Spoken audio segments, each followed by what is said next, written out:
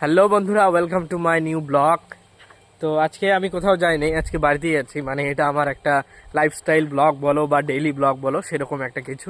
তো আজকে যে কারণে আমি ব্লগটা শুরু করলাম, যে আমাদের বাড়িতে একটা বিশেষ জিনিস মানে বানানো হচ্ছে। সেটা কি, সেটাই তোমাদের দেখাবো।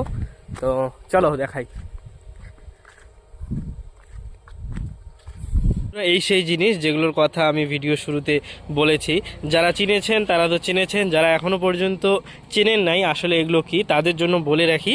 এগুলো হচ্ছে ডালের বড়ি। ডালের বড়ি কিন্তু বাজারে কিনতে পাওয়া যায়, কিন্তু আজকে আমরা ঘরেই তা তৈরি করলাম। আমি আগেই একটা ব্লগ করেছিলাম, সেই ব্লগে কিন্তু আমি দেখিয়েছি যে আমরা নদীর পাড়ে কালাই করেছি। তো ঘরের কালাই, এবং সেই ঘরের কালাই দিয়ে আজকে তৈরি হলো আমাদের বাড়িতে হোমমেড বড়ি। তো বড়ির সাইজগুলো একটু অন্যরকম হয়েছে, মানে যেগুলো কিনতে পাওয়া যায় সেগুলো সুন্দর হয়, কিন্তু এগুলো দেখতে একটু অন্যরকম হয়েছে। তো দেখতে যেমনই হোক না কেন, খেতে অবশ্যই ভালো লাগবে। আর খেতে ভালো লাগার অনেক কারণ রয়েছে। তার কারণ হচ্ছে বাড়ির তৈরি কালাই।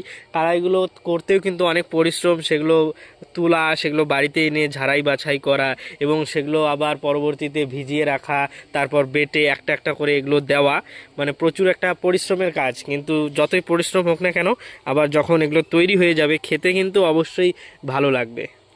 তো এতটুকুই দেখানোর ছিল।